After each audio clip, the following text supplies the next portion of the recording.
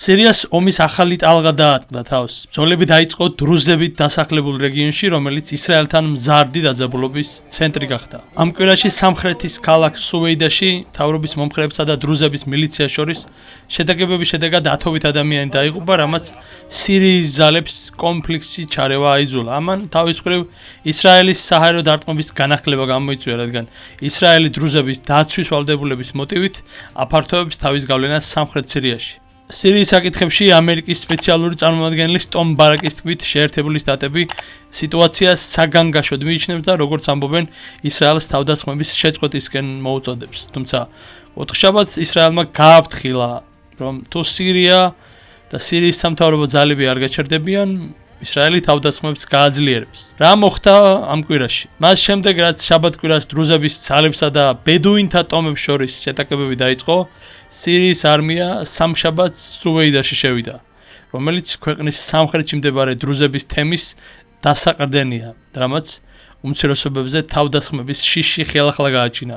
სამშაბათის მონაცემებით შეტაკებების შედეგად სირიაში სულ მცირე 30 ადამიანი დაიღუპა და 10 დაშავდა. შემდგომ დღეებში, რა თქმა უნდა, ბრძოლების გაგრძელებასთან ერთად ეს რიცხვი გაიზარდა. სირიის მთავრობის მოკავშირე ისლამისტური ძალები ამ კვირაში ბრძოლას შეუერთდნენ, რამაც დრუზებში შეშფოთება გააძლიერა.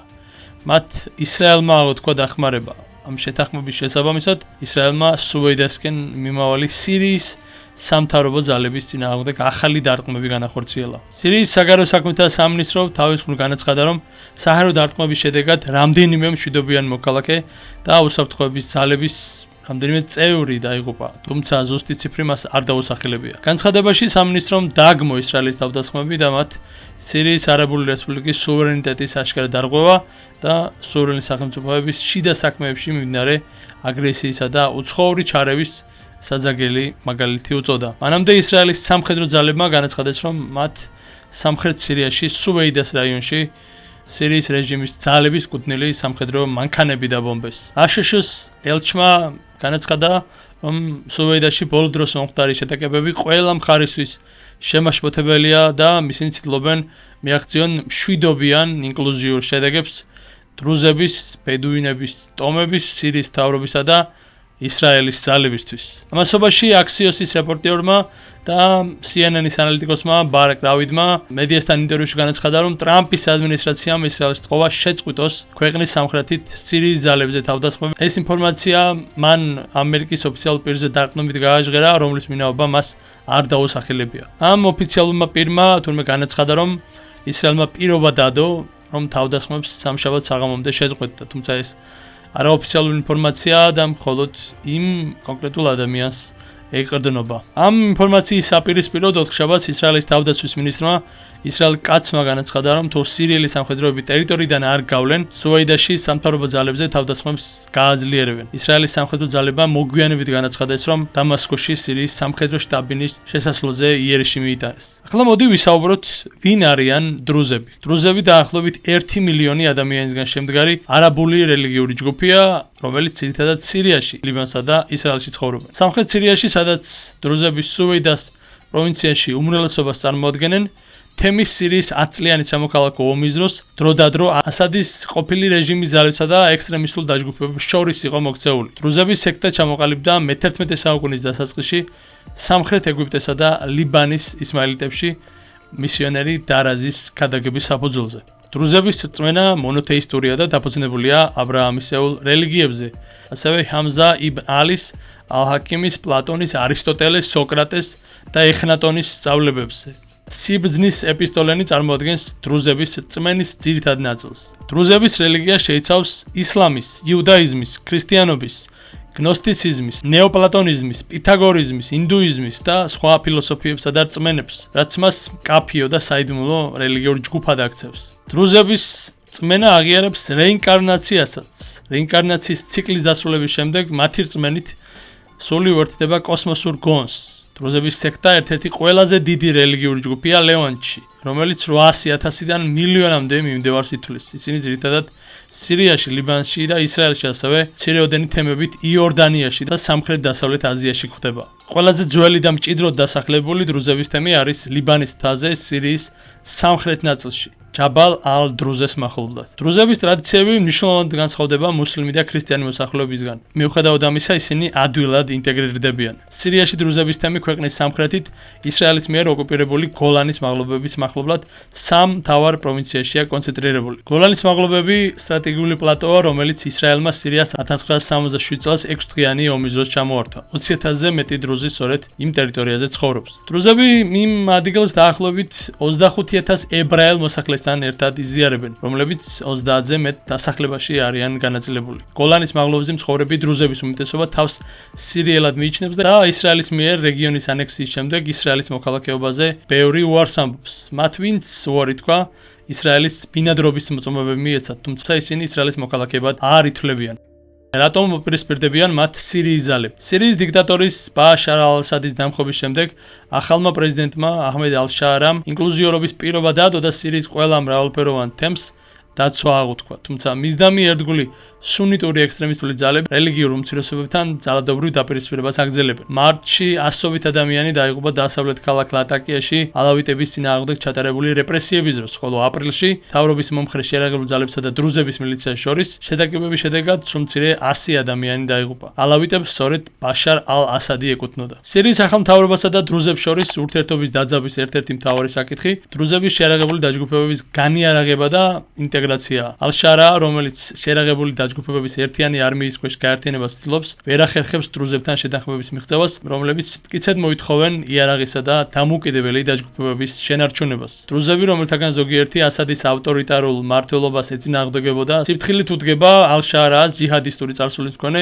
ისლამის ლიდერს. მათ შეშფოთება გამოთქვეს ალ-შარას ეროვნული დიალოგის პროცესებიდან, მათი ზოგიერთი ლიდერის გარიცხვისა და ახალ მთავრობაში, რომელშიც მხოლოდ ერთი დრუზი მინისტრი შედის, შეზღუდული წარმომადგენლობის გამო. სამშაბათს ქალაქში ჯარების შესვლიდან რამდენიმე საათის შემდეგ სირიის თავდაცვის მინისტრმა მურჰაბ აბ-ქუსრამ საზოგადოების უცნობ ლიდერებთან შეთანხმების შემდეგ ცეცხლის შეწყვეტა გამოაცხადა და განაცხადა, რომ ტერიტორიაზე სამხედრო პოლიცია, სამხედრო ქცევის რეგულირებისა და დამღუების პასუხისგებაში მიცემის მიზნით განლაგდა. თუმცა ოთხშაბათს თავდაცვის სამინისტრომ განაცხადა, რომ კანონგარეშე ჯგუფებმა განაახლეს თავდასხმები სამთავრობო ძალებზე, რამაც შურის ძიება გამოიწვია. მას იტყობინება სახელმწიფო საინფორმაციო სააგენტო სანა. რატომ ჩაერია ისრაელი? ნეთანიაჰუს ადმინისტრაციამ გამოაცხადა, რომ ისრაელი ვალდებულია თავიდან აიცილოს სირიაში დრუზებისთვის სიანის მიყენება ისრაელში დრუზ მოქალაქეებთან მათი ღრმა ძმური ალიანსის და სირიელ დრუზებთან მათი ოჯახური და ისტორიული კავშირების გამო. ისრაელის ჩრდილოეთით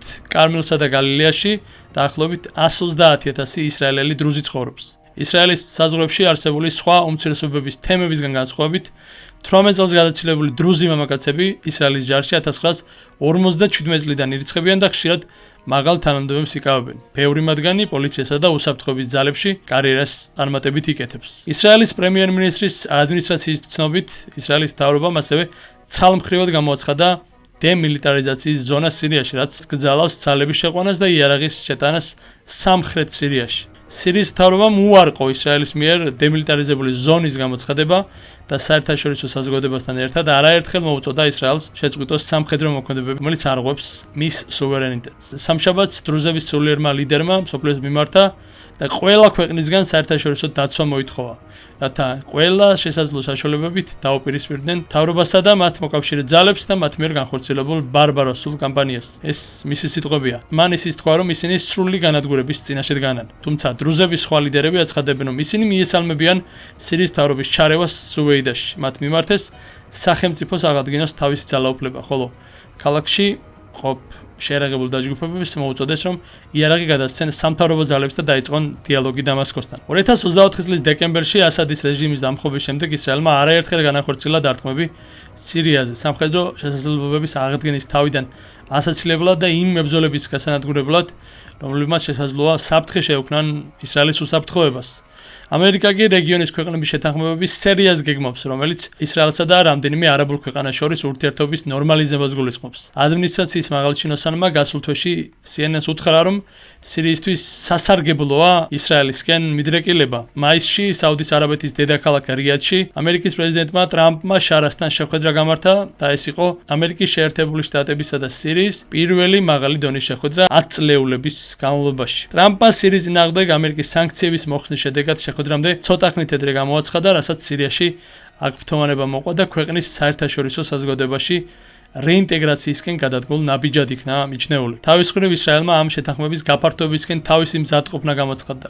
ირანთან კონფლიქტის შემდეგ ნეთანიაჰუმ თქვა, რომ ისრაელის გამარჯვებამ გზა გაუხსნა სამშვიდობო შეთანხმებების გაფართოებას და დაასძინა, რომ ისრაელი ენერგიულად მუშაობს ამ საკითხზე.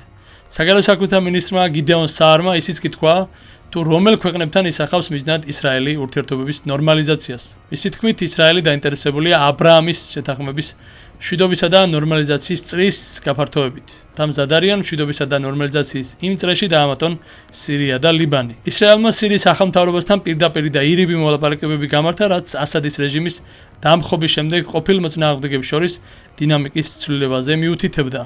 თუმცა ისრაელის განმეორებითი თავდასხმები სირიის ტერიტორიაზე ამ საკითხებს ცხადია არ რთულებს. მაისში ალ-შაარამ გამოაცხადა, რომ ისრაელთან არაპირდაპირი მოლაპარაკებები თავდასხმების შეწყვეტას ისახავდა მიზნად, თუმცა ეს არ მომხდარა. ამ დღეებში მედიაში გავრცელდა ინფორმაცია, რომ ისრაელმა სირიის პრეზიდენტის შენობაზე მიიტანა იერეში და ეს და ისრაელის მიერ სირიაზე განხორციელებული სხვა დარტყმები ართულებს ალ-შაარას მცდელობებს გააძლიეროს ქვეყანაზე კონტროლი და ხელი შეუწყოს ნორმალიზაციის პოტენციურ შეთანხმებას, როგორც სირიის სუვერენიტეტის და მისი ხალხის გამარჯვებას. თუმცა ცხადია, ისრაელი არ დაუშვებს მის საზღვრებთან იმ სახელმწიფოს არსებობა, რომელიც ისრაელს არ აღიარებს და უფრო მეტიც ემუქრება კიდეც. ოთხშაბათს ისრაელმა სირიის დედაქალაქ დამასკოზე ძლიერი დარტყმების სერია განახორციელა, რაც მათი თქმით დრუზების უმცირესობის ჯგუფის მხარდასაჭერად განხორციელდა, რომლებიც სირიის სამთავრობო ძალებთან ურთულეს შეტაკებებში არიან ჩართულნი. ამის შემდეგ სირიის სხვადასხვა რეგიონებიდან დაჯგუფებები დრუზებისკენ დაიძრა. სირიაში ახალი ომი იწყებოდა, როდესაც საქმეში ამერიკელები ჩაერთვენ და მალევე სირიულმა ამ ჯგუფებმა სუვეიდას დატოვება დაიწყეს. სირიის მთავრობის მიერ გამოქვეყნებულ განცხადებაში ნათქვამია, რომ სამხედრო ოპერაციები სრულად შეჭერდება. დრუზების ლიდერებისგან შეიქმნება მონიტორინგის კომიტეტი, ხოლო პროვინციაში უსაფრთხოებას საზოგადოების წევრები უხელმძღვანელებენ. ამ დროს სუვეიდაში ერთ-ერთი ფრაქციის წარმომადგენელმა დრუზების სულიერმა ლიდერმა იუსეფ ჯარბომ დაადასტურა, რომ მიღწეულია შეთანხმება ყველა სამხედრო ოპერაციის სრული და დაუყოვნებლივი შეწყვეტის, ყველა მხრიდან დეესკალაციის და არმიის ყაზარმებში დაბრუნების შესახებ. თუმცა დრუზების საკმაოდ ცნობილმა ფიგურამ, რომელმაც ოთხშაბათს საერთაშორისო დაცვა მოითხოვა, უარყო შეთანხმება და თავის მხრივ თავის მხარდამჭერებს ბრძოლის გაგრძელებისკენ მოუწოდა. სირიის ჯანდაცვის სამინისტრომ განაცხადა, რომ აკრძალული დაჯგუფებების გასვლის შემდეგ სუვეიდას ეროვნულ საავადმყოფოში 10-ობით ცხედარი იპოვეს. მათი თქმით, ეს ცხედრები სირიის უსაფრთხოების პერსონალსა და მშვიდობიან სირიელ მოქალაქეებს ეკუთვნის. ცხადია, აქ იგულისხმებიან დრუზები. თუმცა იმ განცხადებაში დამატებითი დეტალები მათ არ დაუკონკრეტებიათ. ქალაქში საბრძოლო მოქმედებები ახლა აღარ მიმდინარეობს, თუმცა თული გამოსაცნობია, როგორ განვითარდება მოვლენები სირიაში. დრუზებს ისრაელის იმედი ნამდვილად ექნება და გამორიცხული არა იმ ტერიტორიაზე სირიამ კონტროლი ვერც ვერაზროს დაებრუნოს. მეტი მსგავსი ვიდეოსთვის არ დაგავიწყდეს არხის გამოწერა და ამ ვიდეოს დალაიქება. თუ მოგწონს არხი და გაგსურვილი არხს დაეხმარო დონაციებით, ამის გაკეთება შეგიძლია და აღწერაში მოცემული ინსტრუქციები ამაში დაგეხმარება. დიდი მადლობა.